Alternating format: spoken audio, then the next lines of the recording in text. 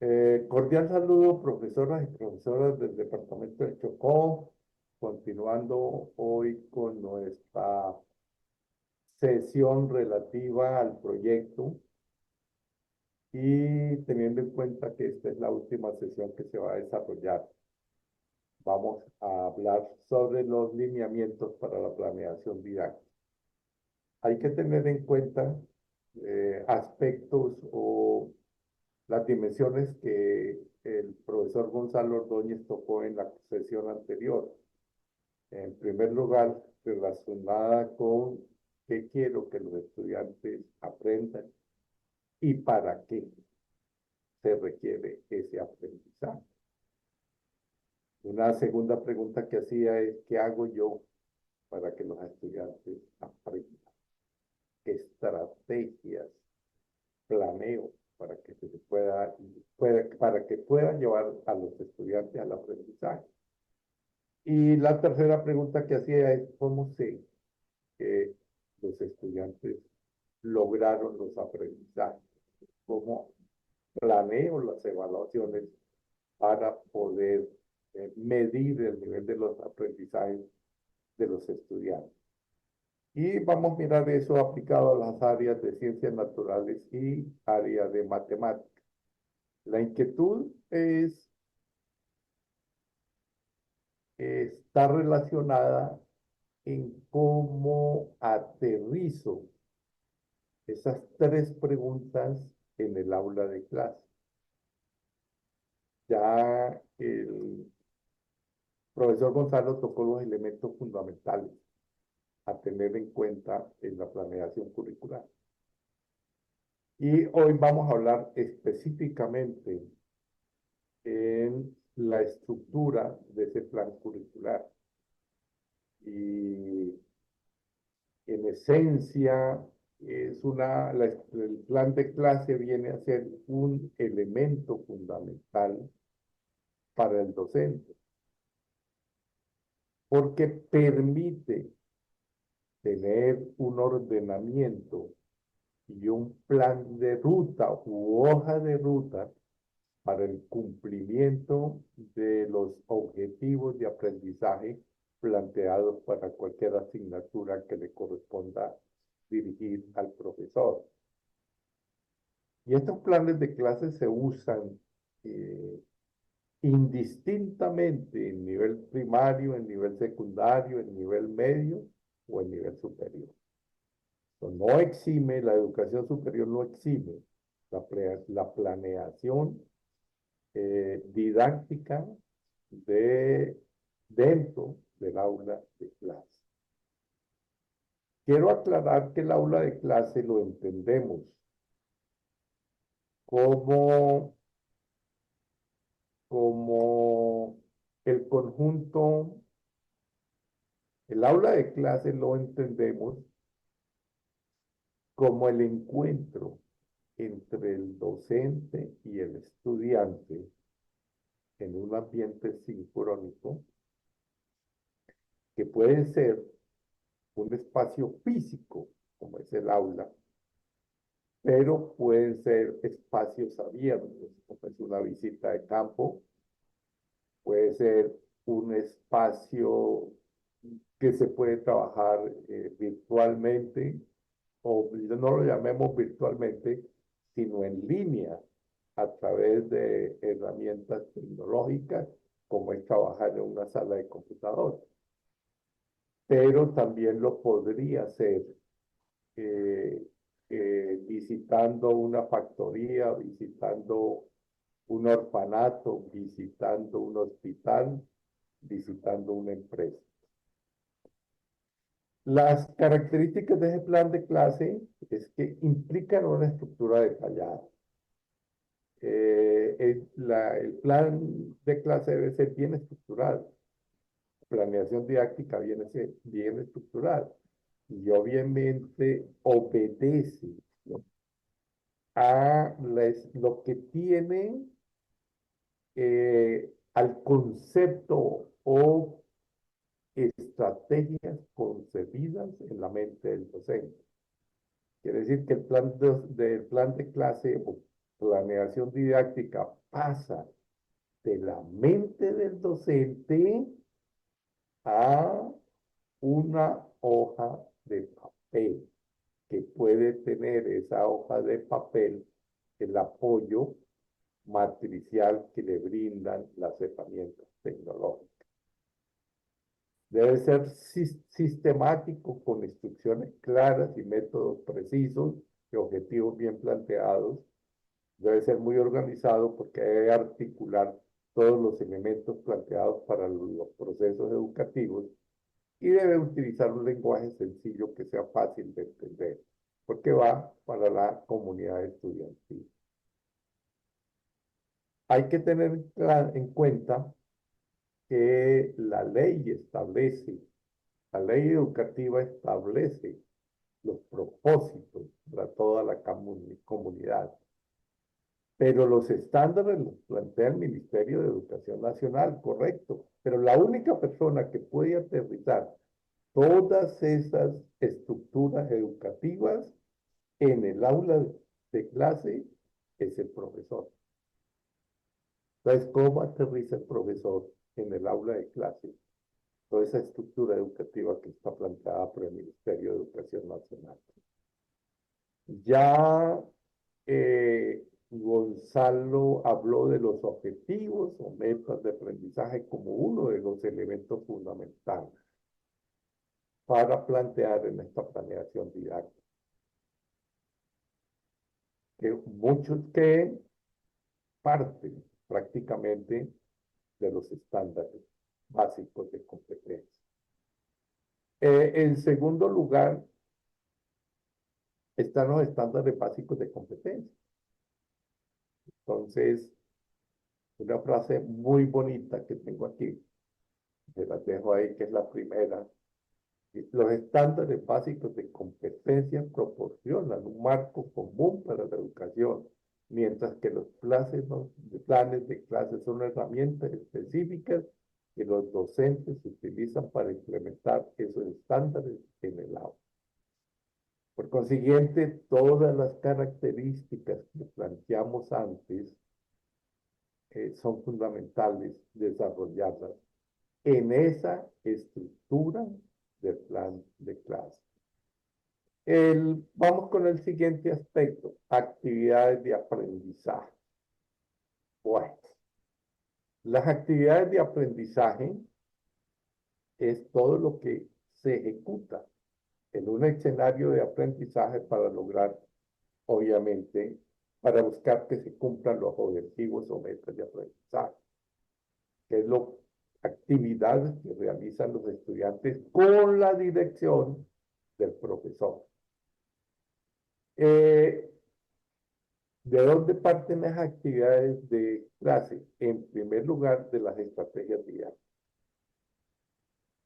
Y esas las crea el profesor, las genera el profesor.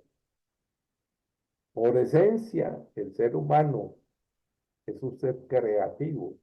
Tenemos esas competencias en nuestra dimensión personal, más desarrollada en algunos que en otros, pero al fin y al cabo las tenemos.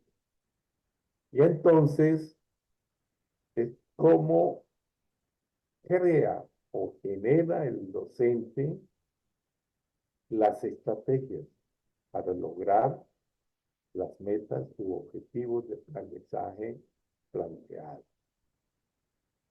Esas estrategias didácticas implican, en primer lugar, unidades didácticas. ¿Cuáles son los temas que vamos a abordar? Cada tema tiene sus propias estrategias. Y planeamos la unidad didáctica para una temática según las estrategias generadas o creadas por el profesor. En segundo lugar, hay otro tema que es bastante importante, es cómo se desarrolla una sesión de clase. La secuencia didáctica que puede generar en una sesión de clase. Y son tres: la fase de inicio, que es ubicar a los estudiantes en la actividad o actividades que se van a desarrollar en la sesión. La fase de desarrollo, que es prácticamente donde se generan los procesos de aprendizaje de los estudiantes. Y ahí es donde están las actividades de aprendizaje que son fundamentales para lograr los objetivos o metas de aprendizaje. Y está la fase de cierre, que es donde se deja el compendio, conclusiones y las conclusiones alrededor del trabajo que se desarrolló en la sesión. Otro elemento fundamental de la estructura son las evidencias de aprendizaje. Estas son claves y se dan dentro del proceso formativo, es donde entran a operar los procesos generales, los procesos de pensamiento, pero también asociados con los procesos cognitivos vinculados con contenidos. La matemática, por ejemplo, tiene su semántica especial en lo relativo al álgebra, la solución de ecuaciones, de un sistema de ecuaciones. Por ejemplo, dos incógnitas, si hay dos incógnitas, es necesario plantear dos ecuaciones. La semántica tiene que ver con cómo puedo solucionar ese sistema de ecuaciones. Hay tres métodos, ¿sí? Hay tres métodos.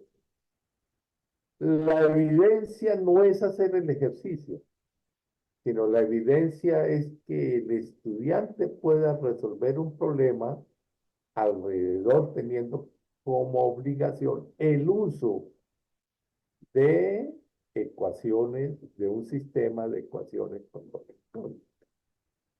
Entonces hay que tener en cuenta que para mirar las evidencias, no es decirle al estudiante, resuélvame este sistema de ecuaciones, sino darle un problema para que él plantee el sistema de ecuaciones y al mismo tiempo lo resuelva. Eso es lo que se llama un proceso de matematización. Darle un problema para que convierta ese problema, lo lleve de la situación real al mundo matemático y de soluciones. Cuando eso ocurre, estamos hablando de evidencias de aprendizaje. ¿Cómo puede aplicar las metodologías, los algoritmos, las estructuras metodológicas en situaciones que yo le planteé? La siguiente parte tiene que ver con contenidos, ampliamente los habló el profesor Gonzalo. Solamente tendría que tocar en este momento, y es que el profesor tiene varios compromisos frente a los contenidos, y el primero tiene que ver con la selección. Contenidos pertinentes y manejables, claros, concretos y precisos. La secuencia lógica de esos contenidos, cómo lo voy desarrollando en una secuencia que cada vez se vuelve más compleja. Contenidos que sean adaptables al grupo de estudiantes. No me imagino, pues no sería tan fácil hablar de contenidos en Chocó con un medio bastante biodiverso, llevarles una situación de aprendizaje que puede darse muy bien en el Polo Norte o en Groenlandia. Y eso sucede muchas veces que uno quiere llevarle al estudiante situaciones que, ¿y eso de qué se trata? Ubicados en situaciones que no son del momento o de la pertinencia o del contexto. Y la variedad de contenidos, pues hay muchas maneras de tomarlos.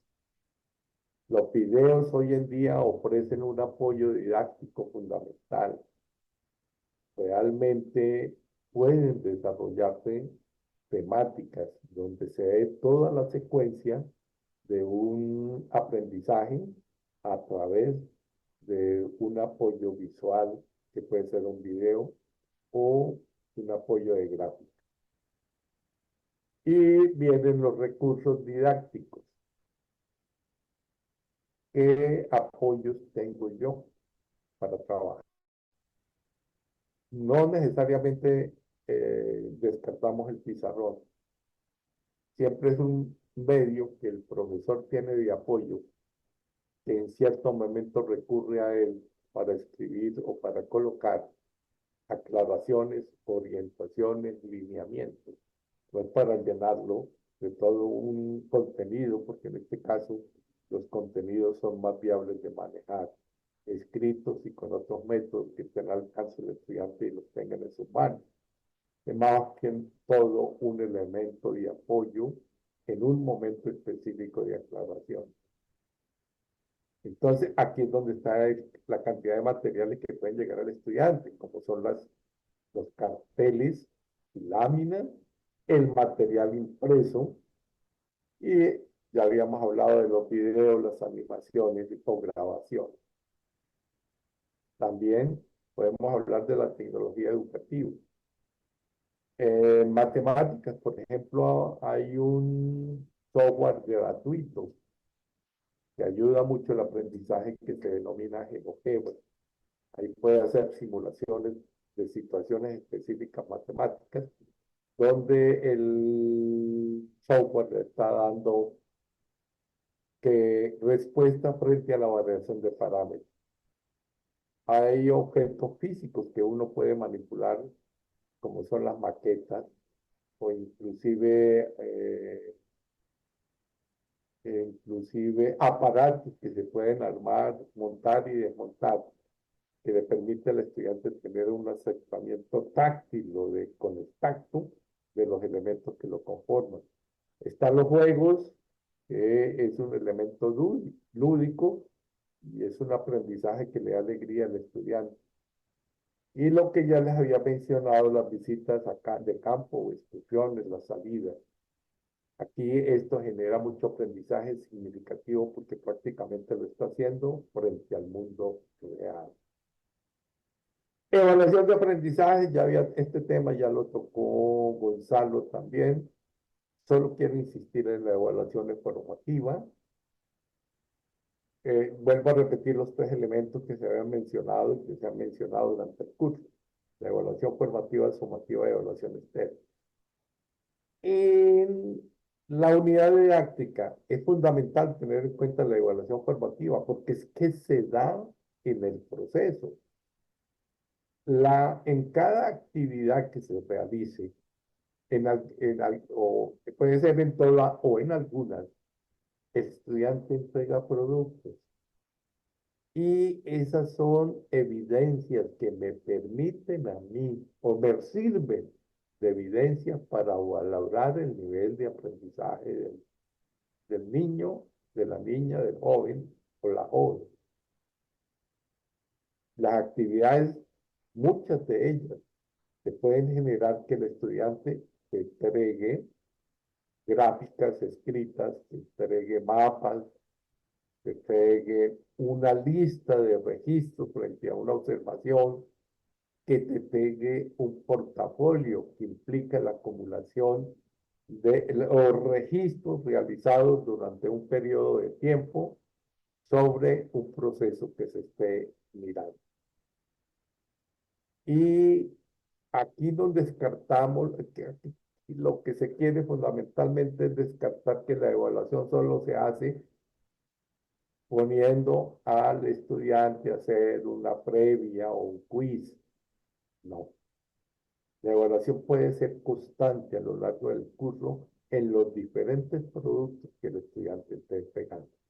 Y ya así la evaluación sumativa puede ser que la haga o no la haga. Si yo tengo suficiente evaluación formativa, pues no requiero evaluación sumativa porque ya me han entregado suficientes evidencias del aprendizaje los estudiantes. Y la evaluación externa es la que hace el ICFES, que son pruebas estandarizadas. ¿Cuántos estudiantes en primaria? Por ejemplo, saber tres, ¿cuántos estudiantes hay en el país que pueden presentar esa prueba? Saber tres, 200.000, 300.000, ¿cuántos estudiantes? Hay que hacer una prueba estandarizada. Y eso tiene unas estructuras especiales que ya las vimos, ya las trabajamos cuando hicimos la construcción de preguntas. Recuerden, yo recibí preguntas que resultaron buenas tanto en matemáticas como en ciencias naturales. Aclararles para ese plan de clase, recordarles la estructura de los estándares, como en este caso le estoy recordando la estructura de ciencias naturales. Y esta es una propuesta bien interesante para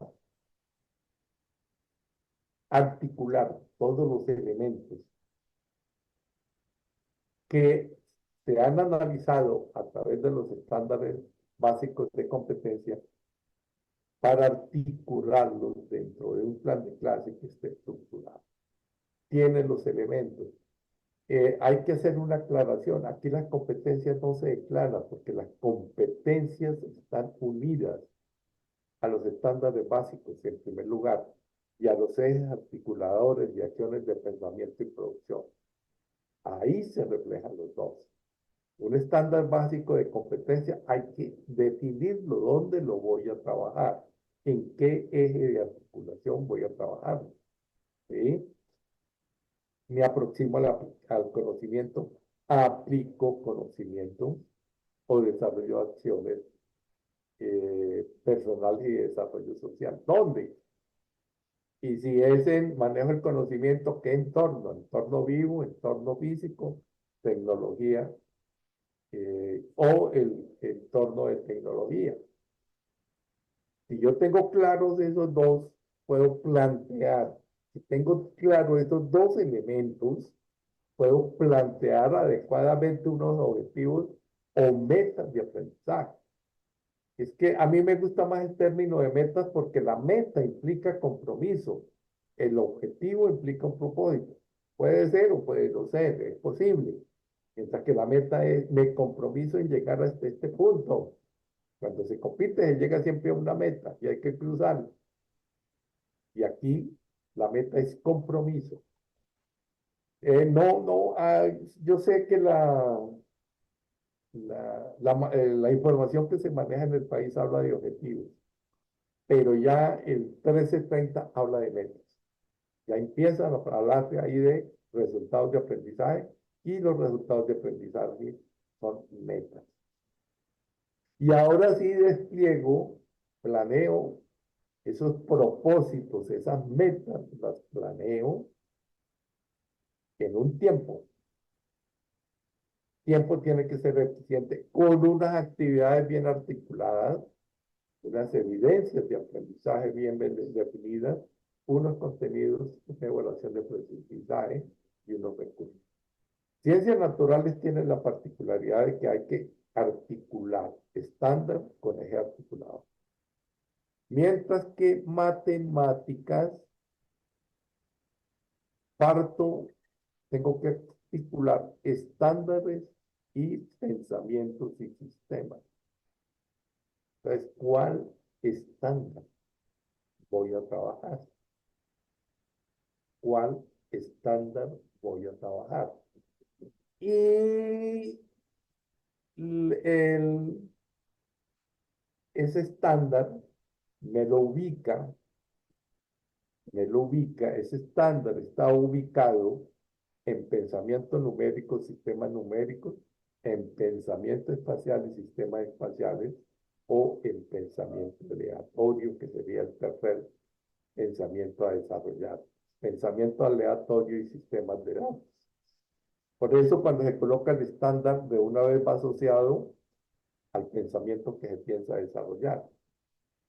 Y con eso ya está definida la competencia que voy a trabajar. Por eso está asociando las competencias que voy a trabajar. La estructura es igual a la anterior al de ciencias, teniendo en cuenta que estas dos áreas, la planeación, deben establecerse con claridad los estándares que voy a trabajar. Eso es lo que tenía para compartirles hoy. Por el motivo del Día del Maestro, les deseo éxitos en primer lugar en toda su labor educativa, pero en segundo lugar, les deseo que tengan un tiempo en la cual se puedan regocijar en su trabajo y reciban todos los reconocimientos de parte de sus estudiantes y de parte de los padres de familia. Buen día para todos.